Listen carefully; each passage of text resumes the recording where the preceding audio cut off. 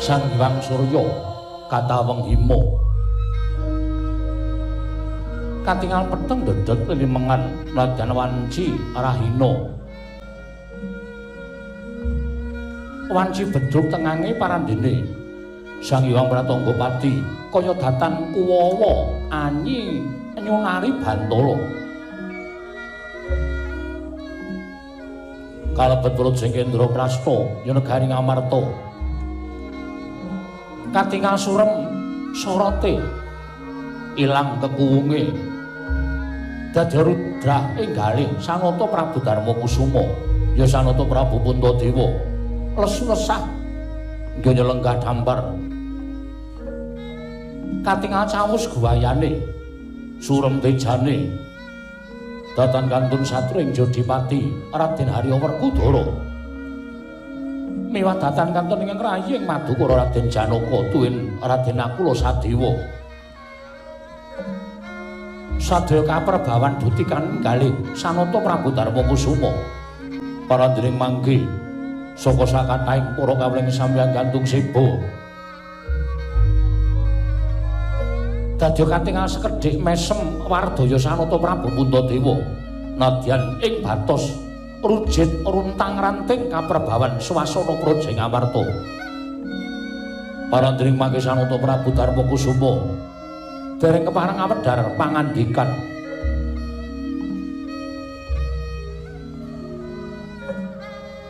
satemah kodheng sutali kalih ingkang raying Jodipati Raden Harya Werkudara sigra kumawani amecah swasana munjuk atur ngersane ingkang raka dadi kumawujing pangandikan dereng kababaring lisan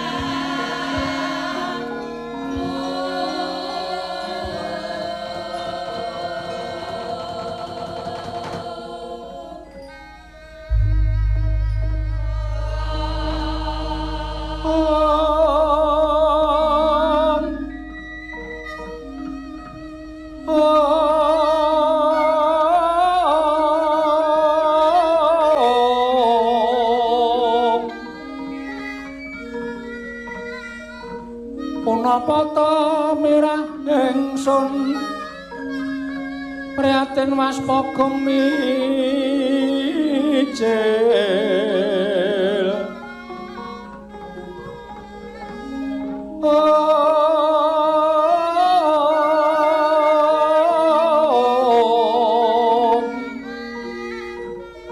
tudatan po karya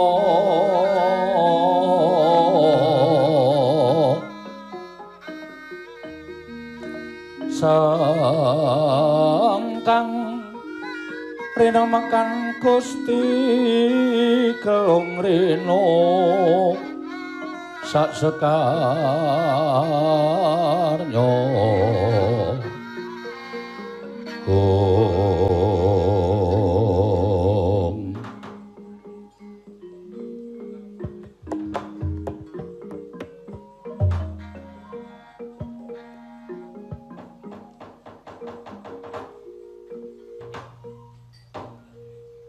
Barep kakangku sepira gedhening kelupetanku aku nyuwun pangaksama dene jroning pasewakan iki aku ndhisiki wasesaning barep kakangku minangka dadi makuthaning bangsa Ngamarta ya mung saka kaselak nata ling rasane adimu Jodipati nggone kepengin ngemutake lawan barep kakangku ing nedeng Siniwaka Peranganing watekaning Nalindra mono kudu duwe kasantosan lahir lan batin.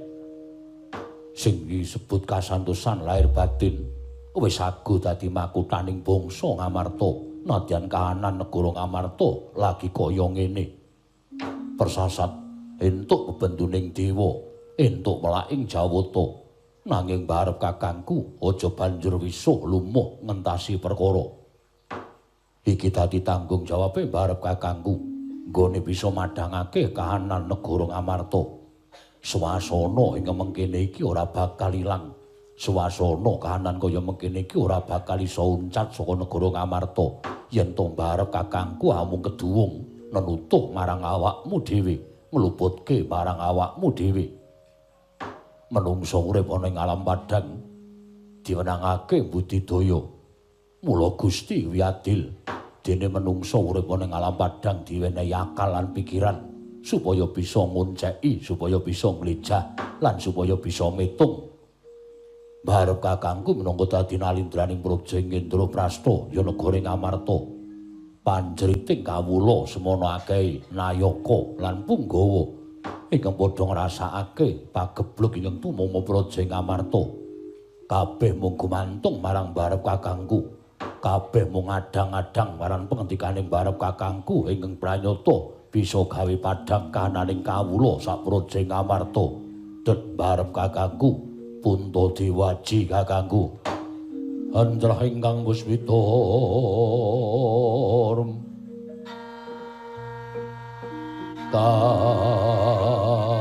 kasilring samirana mrit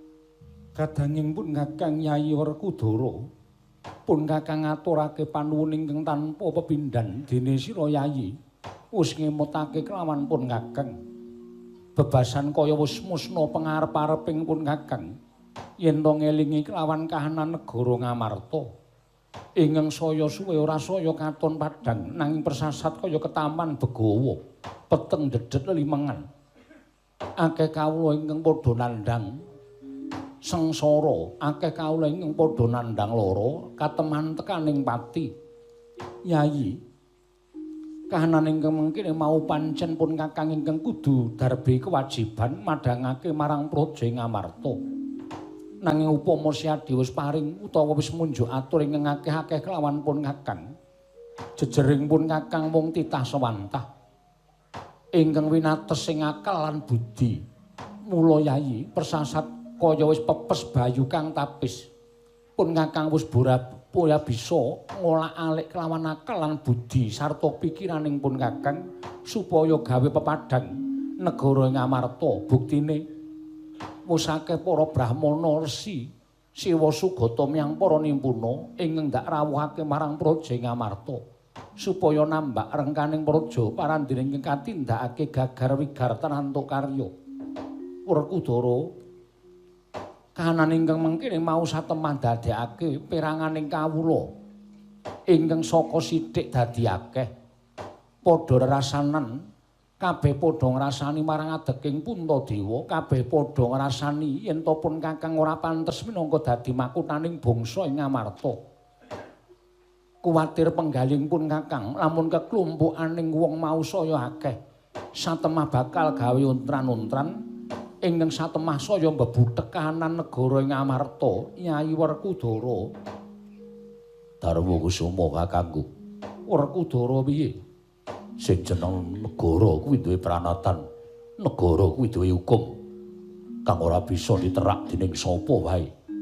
Ora ngomongake kawula nadyan kuwi Punggawa, nadyan kuwi Sentana yen perlu sesanak kadang kula warga yen pancen nerak kelawan pernataning praja wajib nampa paukuman.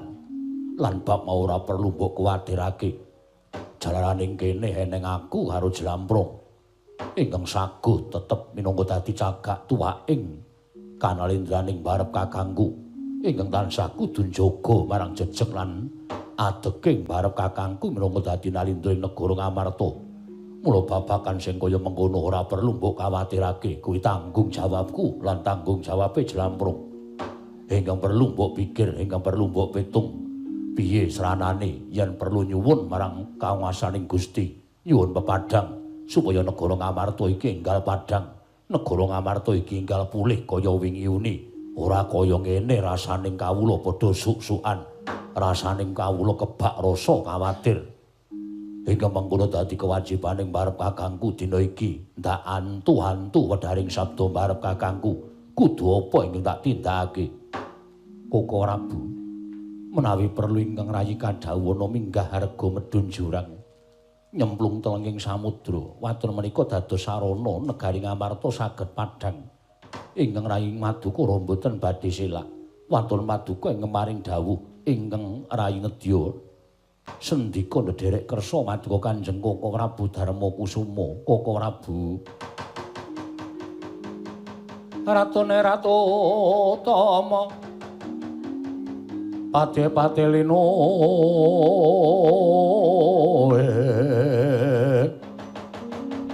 Pranayaka Tyasrarja ing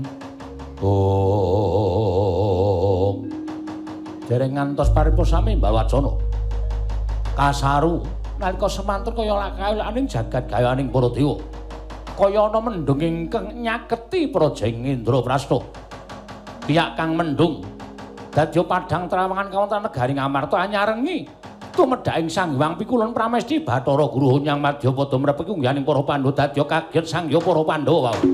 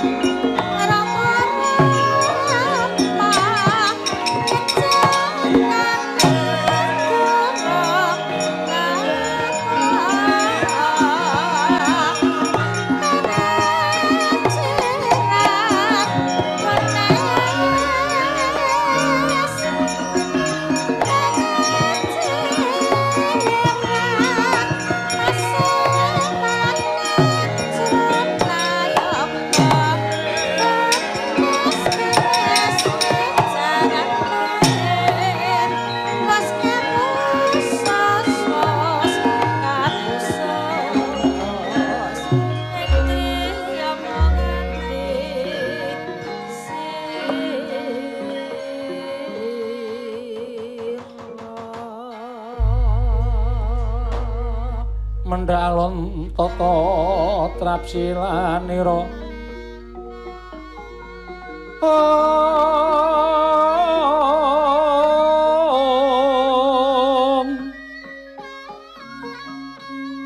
ngajamaken astanira kalih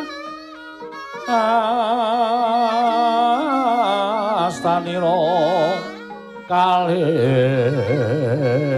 pisan yen ngandika magawe pranta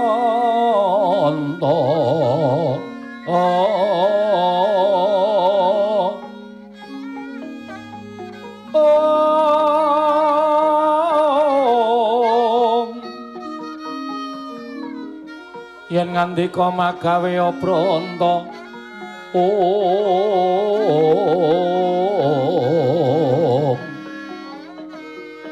Sarawa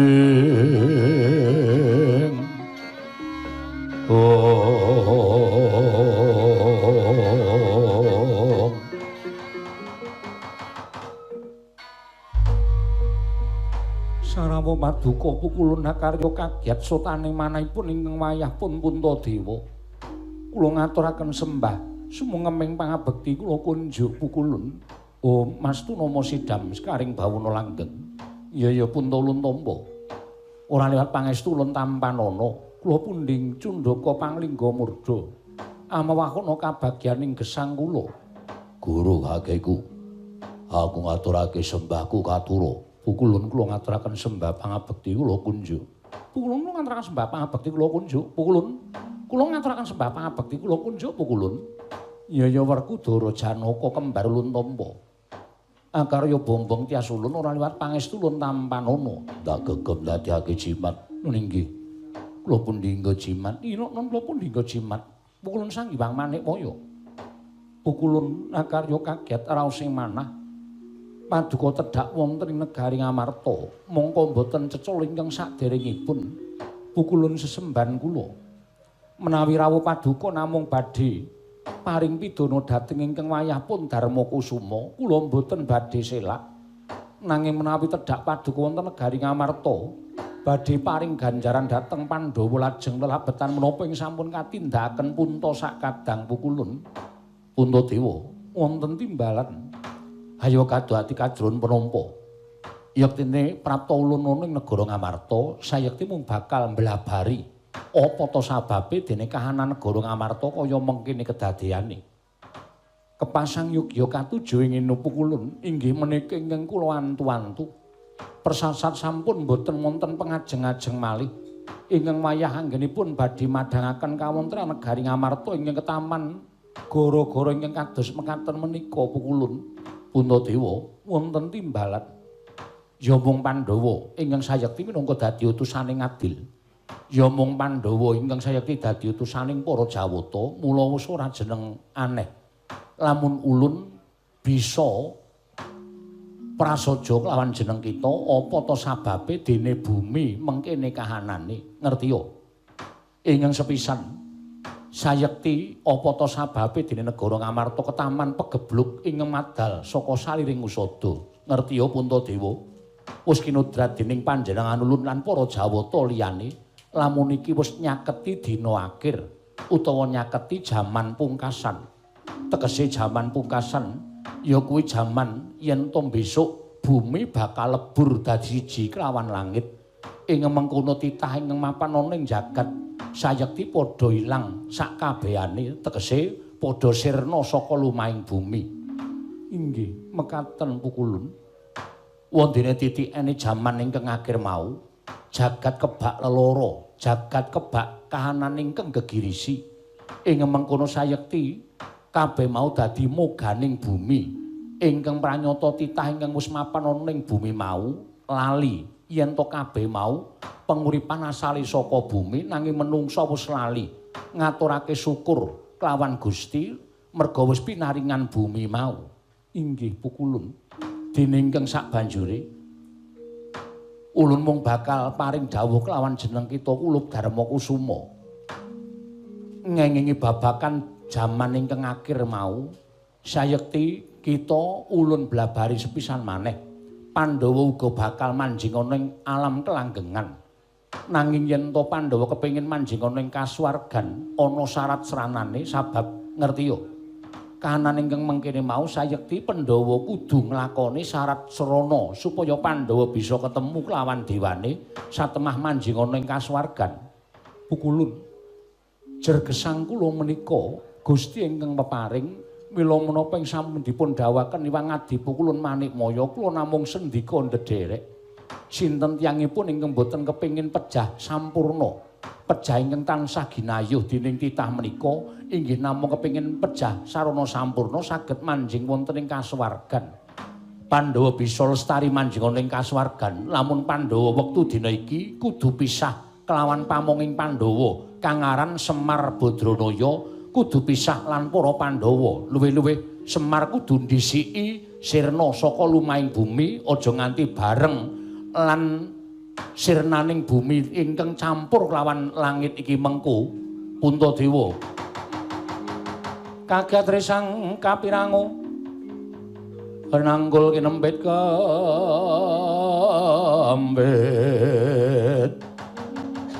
dosang reknaning bawana ing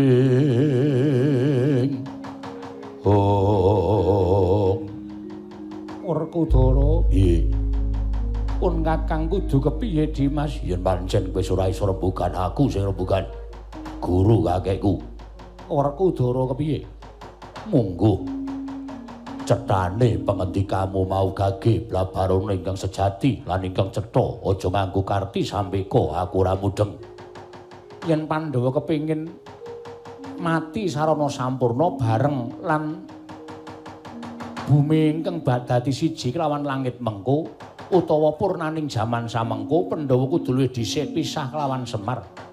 Pandhawa kudu mentala nyingkirake Semar, gedhe-gedhene Pandhawa kudu mentala nyirnake Semar Badranaya.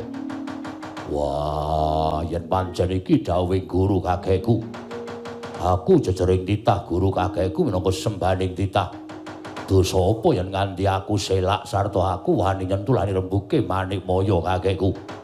Mula wektu dina iki yen pancen Puntadewa utawa Jlamprong adhiku ora sago nyingkirke Semar. Aku ingkang bakal sago nundung utawa gedhene gawe srana patine Semar Badranaya. Kakang Mas Rai menika sampun dados dawuhipun Sang Hyang Pramesti Bathara Guru dinten sakmangke lan ana kula nyuwun pamit. Kula piyambak ingkang badhe mrepeki dhateng Kakang Semar Badranaya.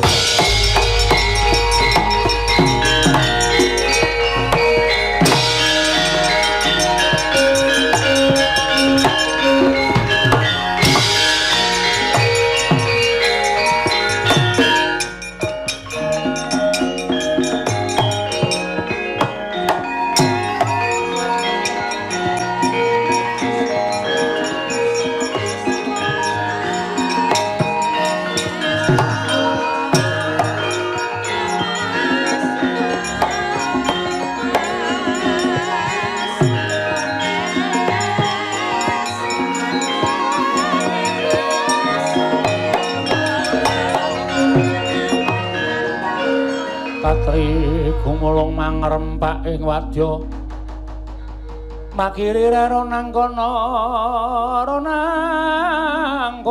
magawe gelar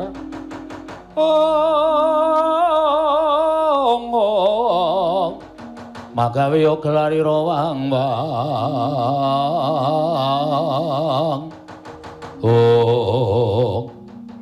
pukulun semban kula gandeng kadang kula kekalih ingkang sampun mastuti dhateng dawuh paduka Hyang Adi Pukulun. Kula namung jumurung dederek dhateng karsanipun kadang-kadang kula Werkudara menapa Arjuna Pukulun Puntadewa kita mboya susah kuwatir. Apa kang dadi dawuh ulun sayekti kuwi kudu dumadi sabab ulun kuwi dewaning para dewa lan kita ngerti dhewe. Lamun ulun ingkang menang jenenge Bor Jagat Raya iki inggih Pukulun kula namung sendika dederek kita mlebu ning sanggar pelanggatan rampungna sarta entekna dawaning urip kita sarana tansah manekung puja brata nglakoni prihatin jroning sanggar pelanggatan nindakake panembah jumbuh kelawan kapercayan kita ulun ingkang bakal memanuki laku ning Werkudara Janaka aja nganti ana bobol boroting lelakon Puntadewa sembah kula ingkang nderekaken jengkar paduka.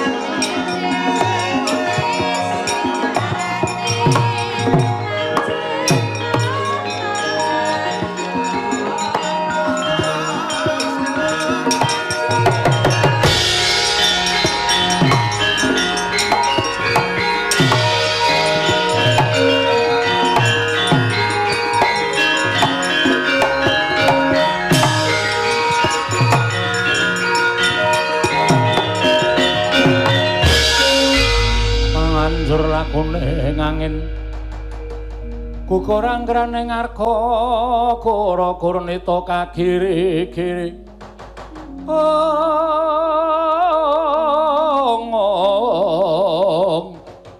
gura-gur nita kagiri-giri orek bumi prakempita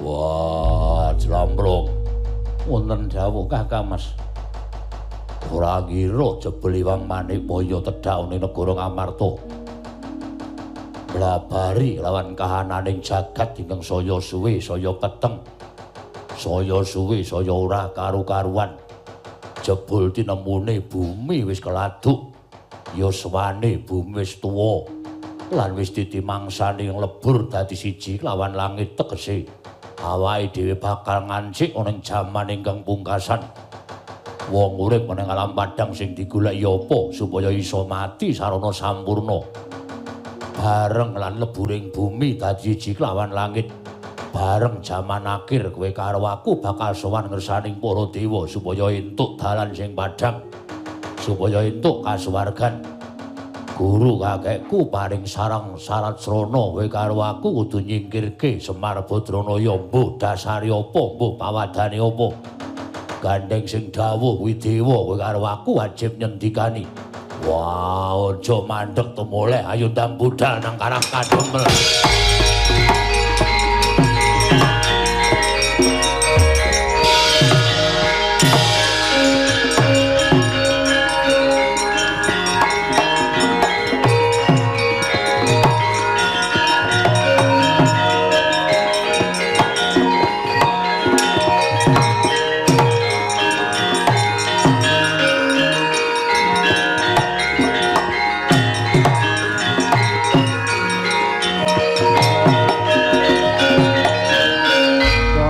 yen nuntun wong aprang kasangsayan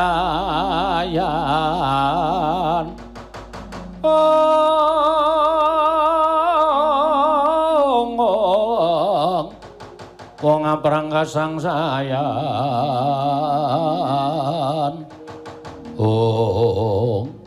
Mas Tunama sidam skaring bawana langgeng saka pamitung ulun isih tidha-tidha antine Werkudara padene Arjuna nanging jebul tinemune wis padha madhep mantep nggone bakal nyingkirake Semar Badranaya Werkudara Arjuna aja tidha-tidha ati kita aja walang ati kang dadi niat kita nggone bakal nyingkirake Semar ulunan jejangkung lawan laku kita yen to nganti ana apa-apa ulun ingkang tanggung jawab Werkudara lan Arjuna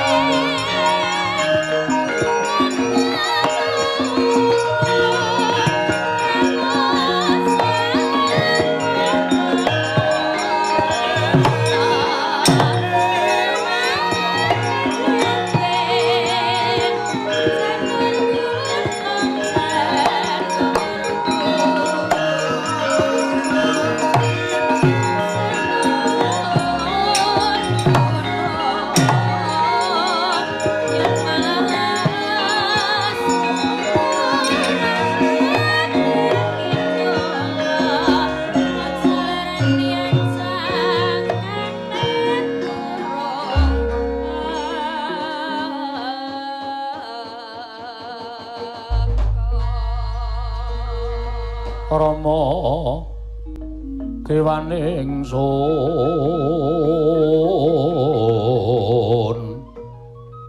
ing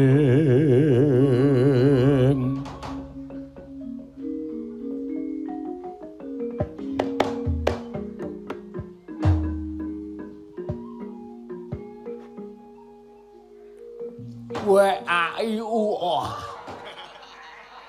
legegekugek sadulita mel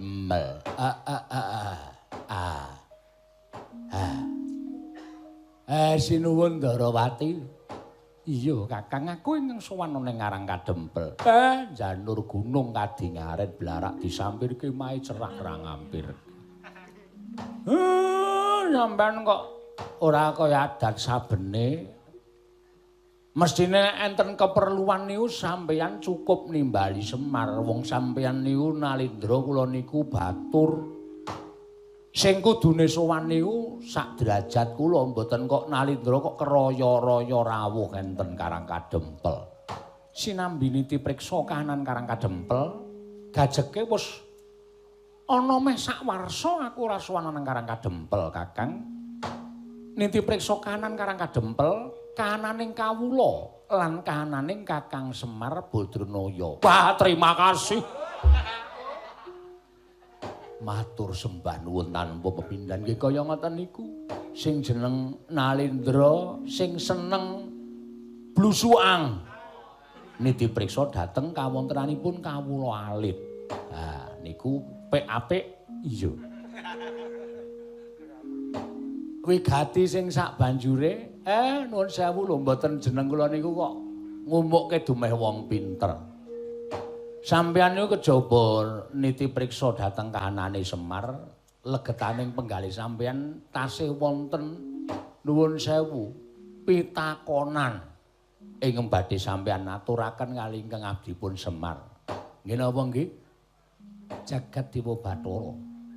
Saya sepuh malah saya lantip panggraitaning Kakang Semar. Repa saya tuwa ning kulina kula asah lan tiping panggraita. Kakang Semar. Pitakon iki yen tak takokake marang sak pepadaning Nalindra, mesti wae ora entuk wangsulan ingkang gumathok. Nanging pitakon iki bakal takokake marang Kakang Semar. Ingkang luwih sepuh tinimbaling Nata Ndarawati, ingkang wis tuwa ndhahar gempalaning jagat legiasining kahanan lan wis genep petunganing Kakang Semar. Bab napa kok kaya wigati? Kahananing jagat ingkang saya peteng, kahananing bencana ingkang menyangan dipapan. Dumadakan tanpa kanyana-nyana ana pegebluk welaking Jawata ingkang madal saring usada kaya mengkene iki. Akeh ingkang padha mestani yen to iki bakal nyaketi jaman akhir, Kakang Semar.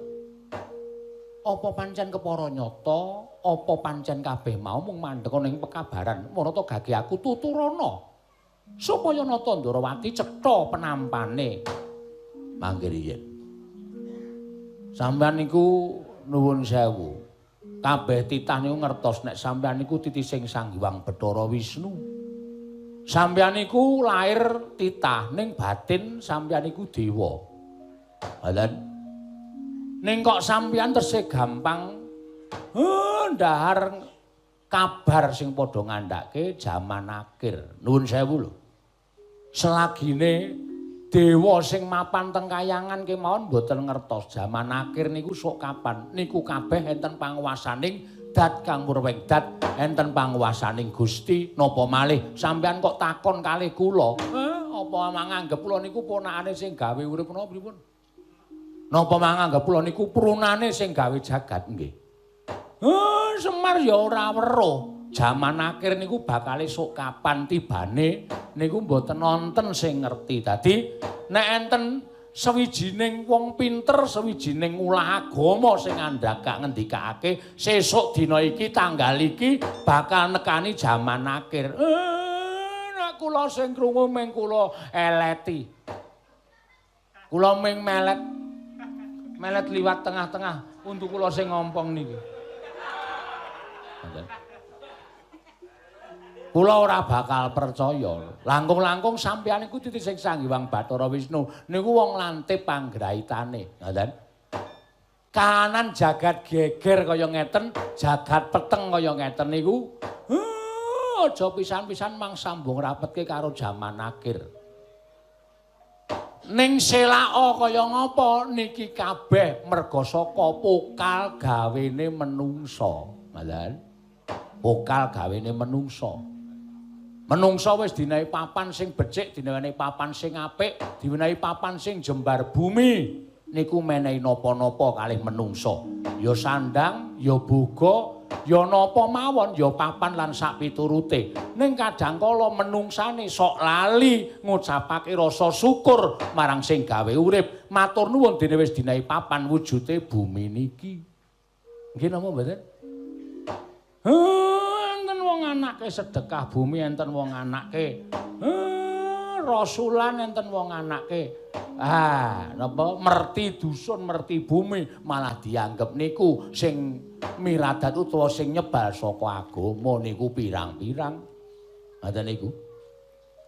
Iya Kakang Semar. Lah nggih, entene penyakit kaya ngeten iki janjane saka sapa?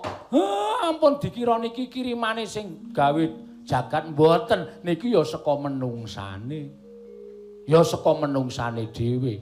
Mula nek enten napa-napa enten jagat niku ampun sok ngluputke sapa-sapa, ning mang tintingi awak sampean dhewe. Ngoten. Mang tintingi awak sampean dhewe. Mengkono Kakang, nggih. Malah sejatosipun ngeten, Ndara. Kula niki ketemu karo sampean, sampean rawuh mriki kejaba. Sithik akeh kula wangsulan bab napa sing mang takokke kalih Semar. Perkara wangsulan iki iso gawe tentrem ati sampeyan apa mboten niku mangsa borong wong kekuatane Semar, kepinterane Semar ya ming sementen niki. Kakang Semar yo.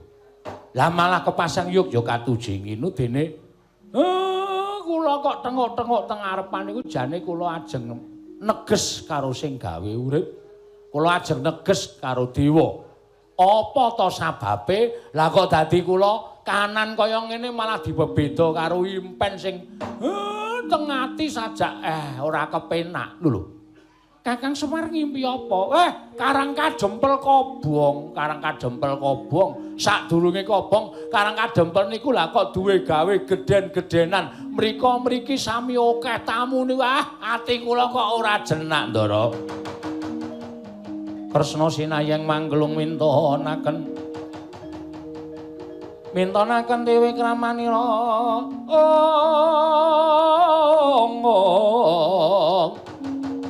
kang mitraning asta aning asta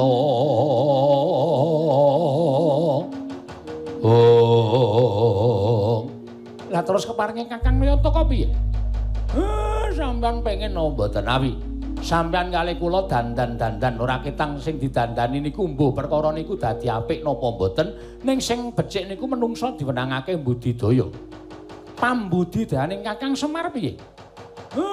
Kula tak ninggal Karang Kadempel tak lunga sedhela nggih. Lho. Kakang Semar tindak ngendi? Sampeyan mboten sah ngerti sampeyan mang nunggu teng mriki. Lah nek aku tunggu kene wong aku iki Nalendra Ndarawati. Sampeyan mboten wujud nata Ndarawati, ning wujude kaya kula. Lho. Kaya kowe piye? Wujud dadi Semar. Lho. Aku ora iso nembang. Mboten sah nembang. Sampeyan mboten sah ming wujud Semar mawon mboten sah omong napa-napa. Nggih mawon. Blegegek sak dolita lit. Mel kalih nggih napa mboten ngoten mawon. Sing baku niku yen pancen kersaning Kakang Nayanta kaya ngono aku mung kari manut. Lah lek ku arep dadi Semar piye? Kaya cah cilik sampeyan dadak takon kalih kula barang.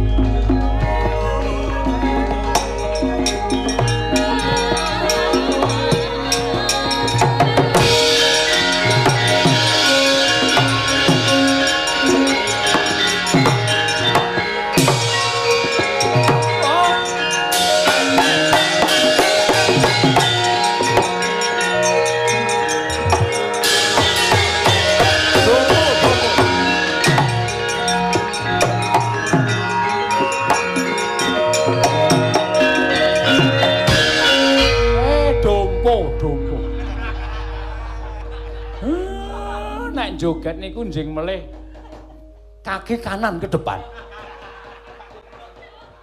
Tangan kiri ke belakang. Tangan kiri ke belakang. Tangan kanan mandu. Wah. Blegegek sadulita. Iya, pun ngoten mawon boten sawerna-werna. Mengke nek enten piyai tekan riki pripun-pripun sampean manut mawon. Pokoke sampean mengke kula sing ajeng tansah ngulatake kawilujenganipun Ndara kula sinuwun Ndarawati pun andum baswi kula tak mangkat ndak selak kesusul liyane nggih Den.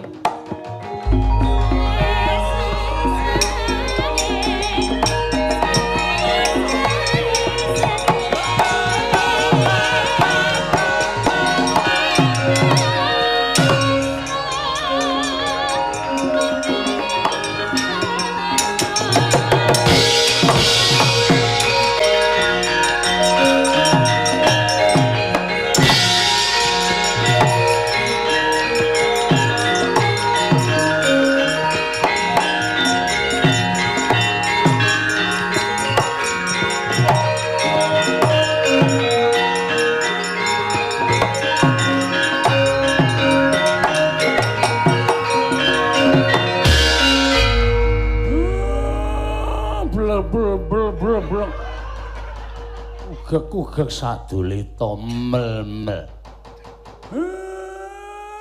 Kaya Ndara kula, Ndara Werkudara. Ya. Iki Ndara Janaka. Iya, Kakang Semar. Enten apa, Enten apa, Semar. Ngendikaning dewa ing nalika sumana rawuh ana negara Ngamarta. Kahanan jagat peteng kene pancen wis pinesti dening panguwasaning para dewa. Nyata yen to jagat wis nyaketi dina akhir. Dina akhiring jagat kuwi yen to bumi iki nglebur dadi siji lawan langit. Tegese wong urip ana ing alam padhang bakal musna sakabehane. Kabeh bakal ngadhep marang panguwasaning dewa. Ngendikaning Jawata ya kuwi sang jagat Girinata sing rawuh ning negara Ngamarta.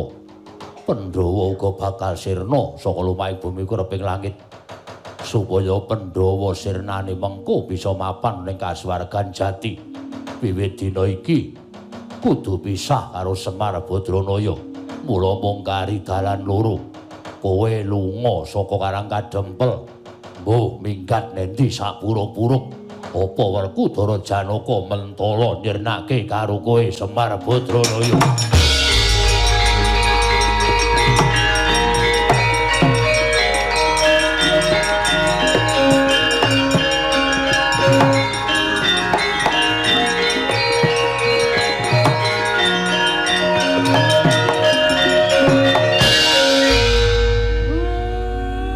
Nuwun sewu.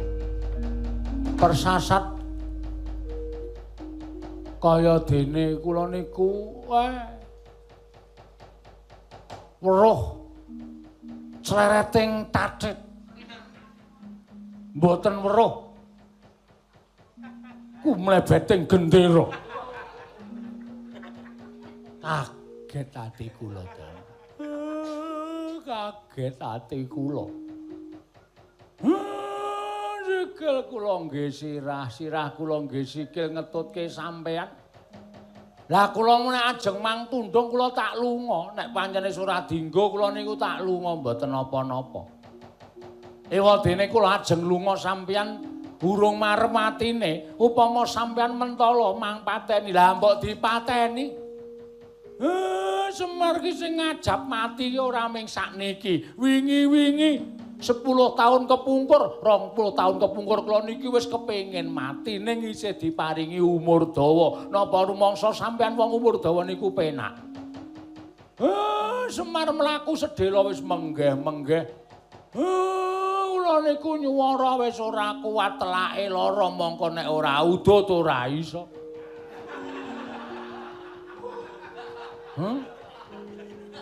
Malah nek ku sampeyan jematane kula mang pateni mboten napa-napa. Lah. Nek kula niku aja kok mang pateni, mati dhewe mboten tukoke bolam. Pun kajenge mati terus. Wah. Ikhlas karo nyawamu. Ora ikhlas sebab apa nyawa ora le njaluk, ora le utang, ora le ngemis. Nyawa ming le nyebul sing gawe urip. 4 sasi kula teng guwa garbane ibu kula disebul. Wekasan sukma mlebet teng awak kula dadi urip. Sukma niku sing maringi nggih sing gawe urip. Mula mangsa kala disuwun karo sing gawe urip. Kula ikhlas. Lantaran apa mawon kula ikhlas boten ajeng pripun.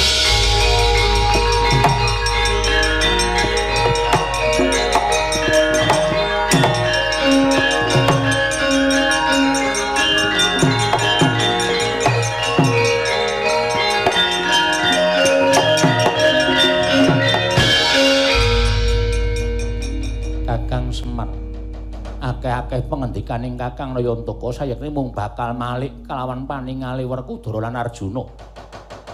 Ingkang wis dudarbe tekad kepengin mati kanthi sampurna bareng lan jaman akhir ingkang bakal teka ning donya iki. Ora sakakean gunem sing tanwa guna Werkudara Janaka ora bakal mentala mateni kelawan jeneng kita. Nanging Bathara Manikmaya ingkang bakal mentala nyirnake kelawan jeneng kita. Wis gek pateni. Kok ana omong ndak rampung-rampung.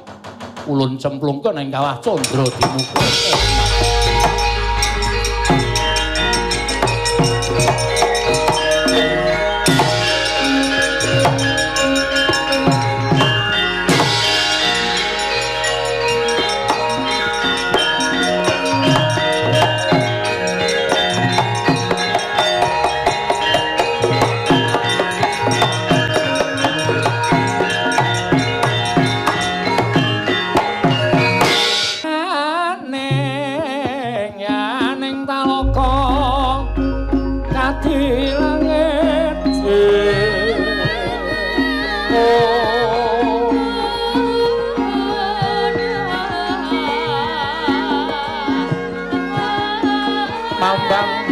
Pasulan upamaneka lintang toya kusumaya sumawur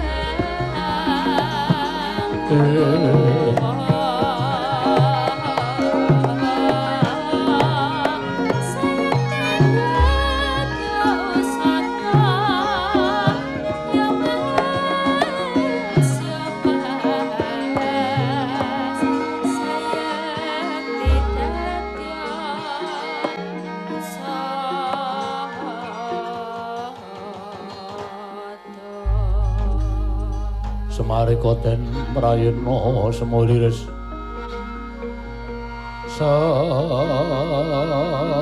Semoliris Eko balik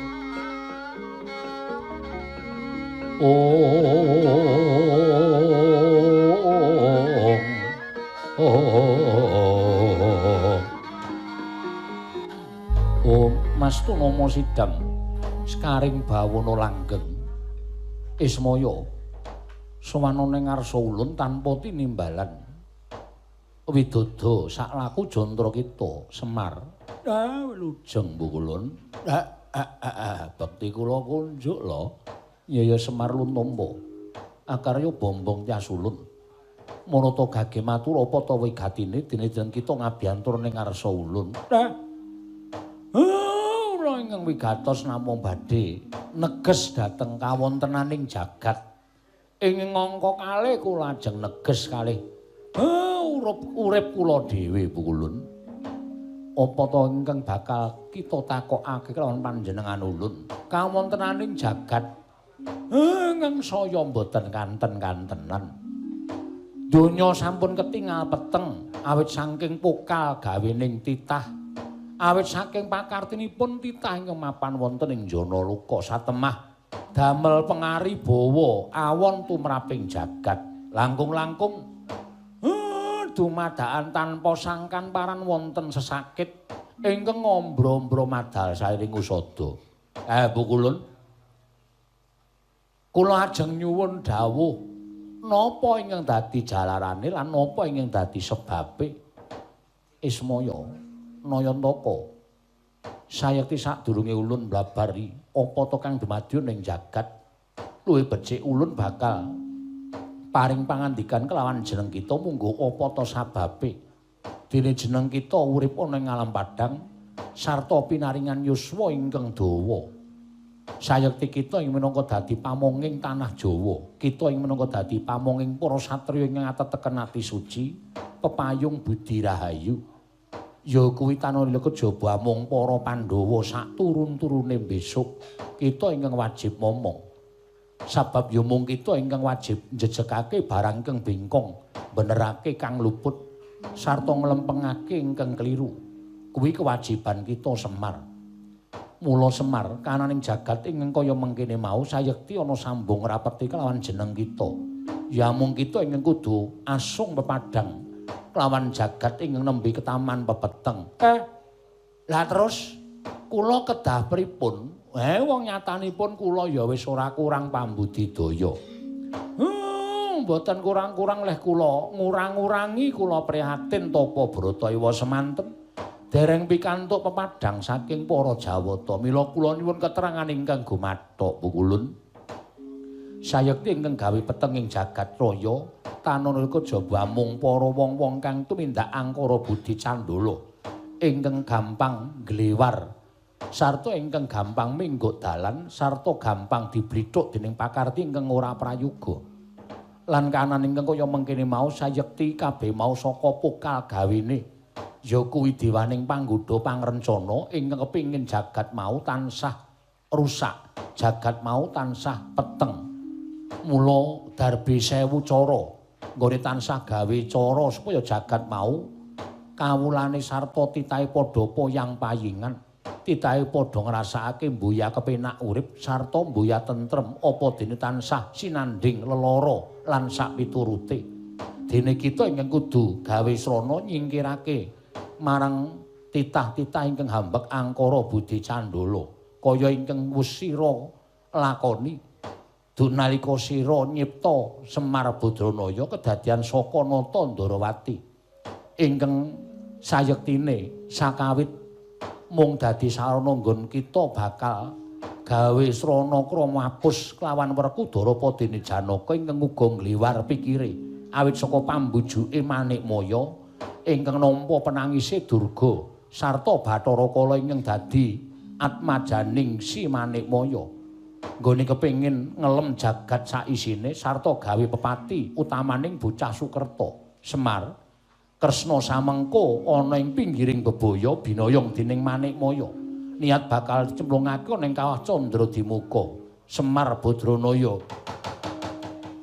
Semareka den prayitna samuriris eka balik titiani gandayani trisanya purnama sasi gilar-gilaran ing tengah latar milang lintang Bima Sekti. Lah teneh kula keluputan. Kula bakali nandhang dosa pripun Pukulun supaya kawontenan menika enggal padhang. Kita mbuya bakal kewagang yen to rumagang pribadi utawa tumandang dhewe. Semar ulun kang bakal manjing ana ing kuncung kita. Ulun ingkang bakal maring kepadhang kelawan jeneng kita Ismaya. mareka den prayana smore res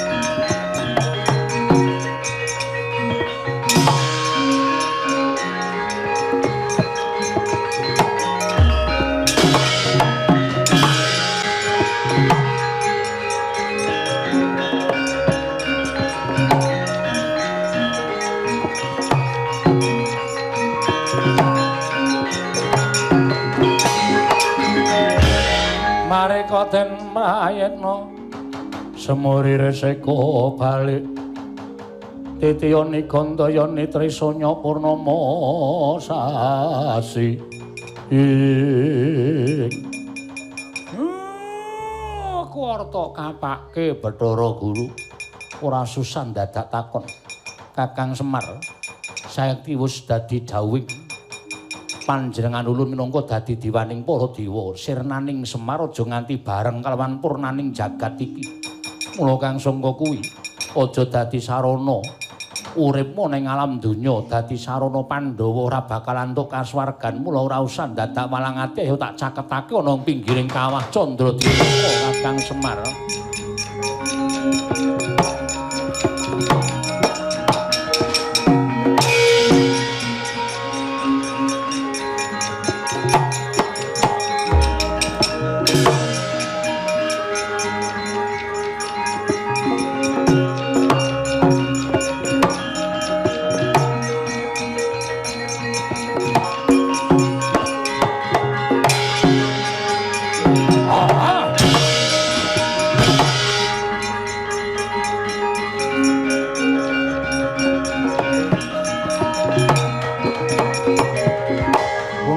Sing langit kelap-kelap katon lir kincanging risang mawe gandrung sabaran katulu wukir moyak mayik saking jas baliwul durga kula wonten timbalan kala ana dawuh mapa kaki guru apa ingkang dadi panjangga kita kaleksanan sayekti kala ingkang nyebar lelara ning jagat satemah jagat katon peteng dadi sarana nggon ulun bisa mblithuk kelawan Janaka lan Werkudara supaya mentala kelawan Kakang Semar Badranaya Kakang Semar sirna saka ing Janaluka sayekti kliliping Manikmaya uga bakal sirna ora ana titah ingkang wani jangkar kelawan Manikmaya ora ana titah ingkang wani ora ngaturake sembah kelawan Manikmaya kersaning kaki guru kepiye Bathara Kala gunakna aji pusaka gelap sayuta Semar ingkang ditunggu Janaka lan Werkudara getaken supaya enggal cemplung ning kawah Candradipika. Wah, ladalange ate dawa.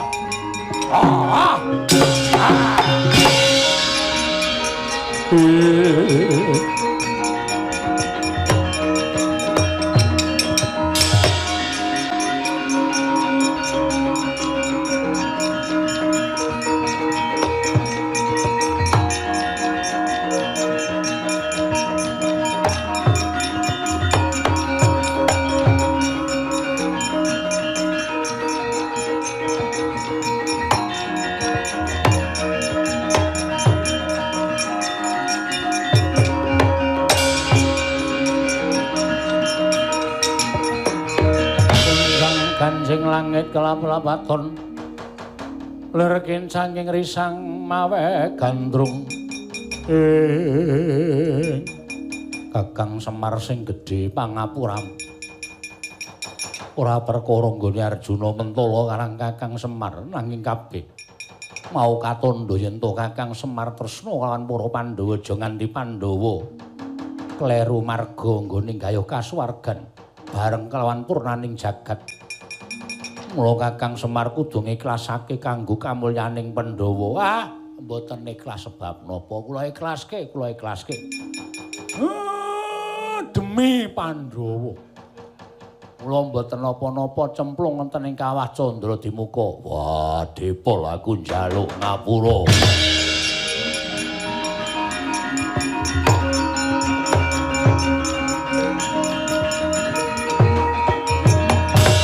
Bathara Kala angempakaken aji jaya kawijayan gelap sayuta. Ginetak saking katebian Kula Semar Badranaya muwah Raden Arjuna Iwah Raden Werkudara. Kenging maruta ageng temah kendang kapracondang cememplung telenging Kawah Candra Dimuka tanggap Kyai Badranaya.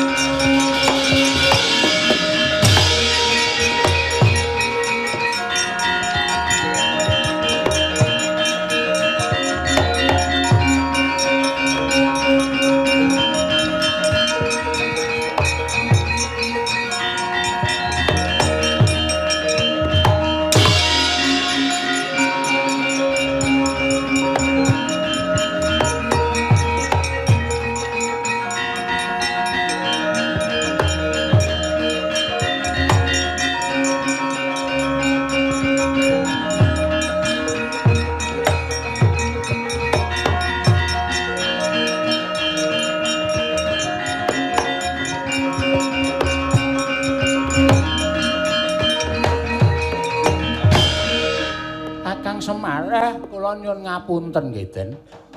Kula kinten nek mboten tekan sementen lelakone. Sampeyan kula suwun supaya wujud Semar ning lha kok jebul meh kemawon ngembet kali sugeng sampeyan. Ora dadi ngopo Kakang Semar aku ngaturake panuwun. Kakang Semar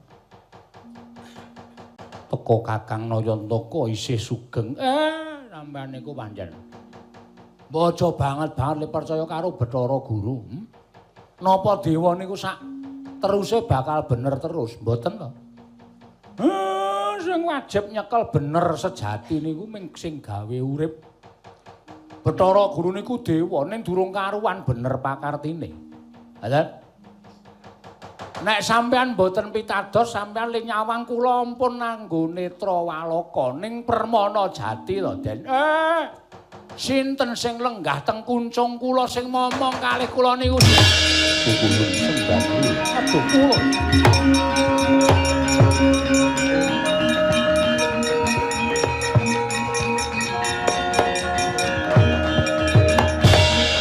Ngaturaken sembah pangabekti kula kunjuk Kukulun. Kula ngaturaken sembah pangabekti kula kunjuk. Wah, Dipol. Aku ngaturke sembah. Nggih, pun boten sah. Sampeyan duwe sloga ingkang kados mekaten. Wontenipun Sang Asih Prana momong kali kula niku pancen dadi kewajiban kula kudu gawe padhang jagat saisine. Petenging jagat niku merga saka pokal gawene. Dewaning panggoda pangrencana sing pancen seneng donya niku mboten tentrem, sing pancen seneng donya niku mboten padhang. Kula padhangke mumpung enten sing momong kalih Semar, ampun melu-melu.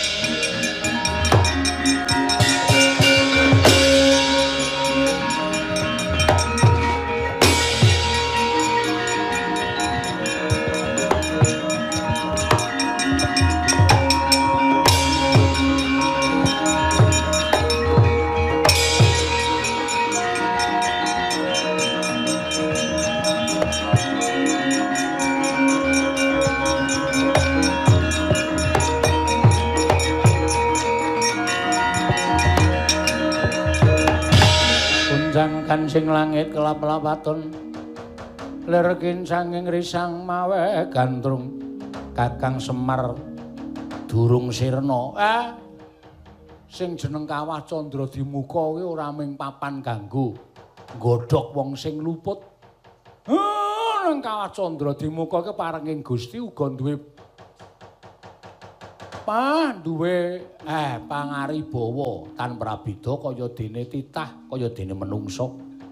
Wong sing ora kleru, wong sing ora luput dijemplungke nang kawah ora bakal kobong karo genining neraka.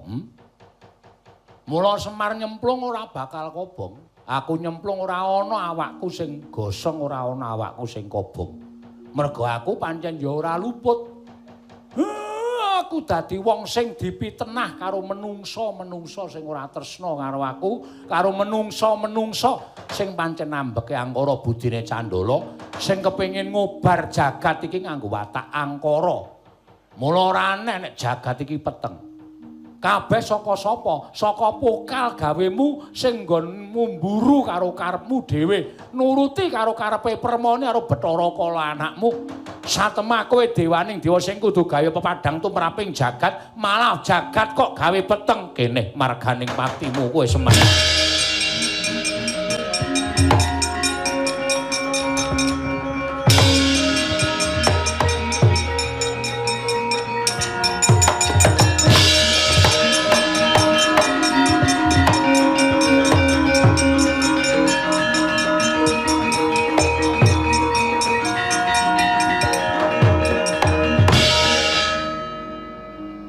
Moyo wonten dawuh Pukulun. Apa wis pantes apa wis trep dene kita minangka dadi dewaning para dewa teka pakarti kita kaya mengkono. Inggih. Kita nuruti karepaning Durga lan Bathara Kala. Satemah jagat kaya kinelem pedhut peteng ing mawa wisa. Satemah gawe pati ning wong kang mapan ana ing jagat. Pirang-pirang nyawa dadi kurban sia.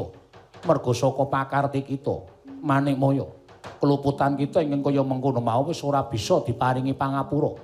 Ayo, kita ulun kanthi mapan ning Kundarandir Bawana, ulun pribadi bakal matrapi paukuman kelawan jeneng kita.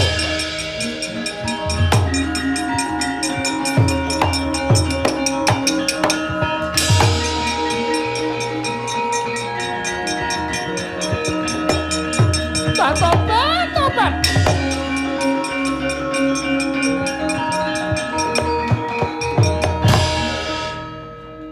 Sumbere. Iki tok sumbere. Iki tok sumbere. Gong. Bapak nang kene, Gong. Masa? Ya. Lho, piye iki? Wis kliwat wektune mung arep gojek wae. Ora engko nek wis rampung Slimen gojek. Karo wedangan. Wis ora lucu ora. Malah atos-atosan ora lucu. Hah? Kowe gelem bali ora? Ora gelem bali aja takon dosa. Aku sing arep ngumbala geni. Matur kula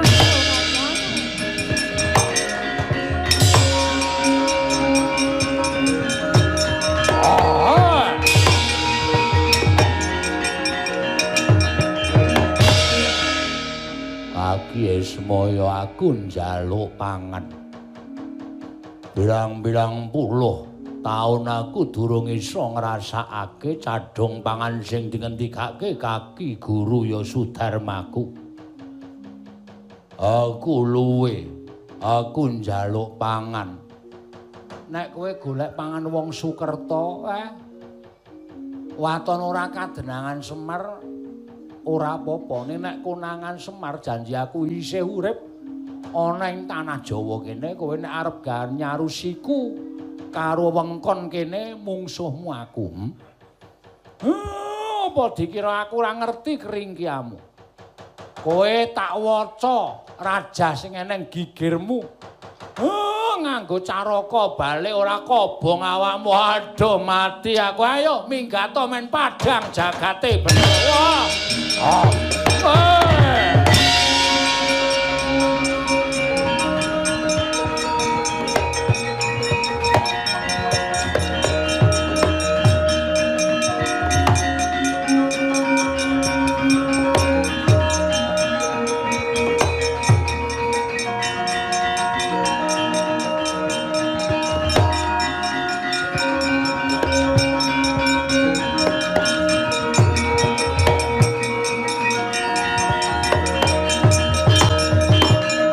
bablasan terus kan.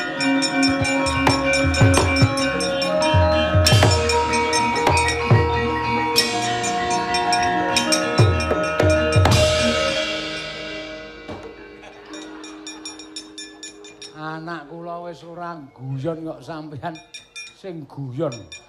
Wah. Semar, aku njaluk ngapura pun mboten napa-napa. Sampeyan niku ora luput. Ming jeng melih niku nek dadi satriya niku dipetung nganggo nalar sing ganep. Dipetung aja waton percaya. Kedung jero iso dijajaki ning atine menungsa sapa sing ngerti. Nggih? Yo. Apa pendak dina runtang-runtung nek kon jajaki ati niku angele kaya golek idom teng-tengahing segara wedi. Yo. Mula aja gampang percaya. Wah, iya. Nggih. Merga saniki wong dandan-dandan kalih sik wong rusak niku akeh sing wong rusak, sing dandan-dandan ming sithik. Mula sampeyan dadi ganepe wong sing seneng dandan-dandan supaya rusake niku mboten kebangeten. Yo, Semar. Aja malah melu ngrusak. Mengke ndak ora prayoga. Iya, Kakang Semar, aku nyuwun pangapura. Tiba padha-padha mboten napa-napa. Syukur Kakang, yen to pancen kaya mengkono. Saya suwe, saya tumrontong sulaking pepadang. Sang Hyang Pratangga Pati kaya wis padhang madangi jagat raya muga ayem tentrem sak teruse Kakang Semar.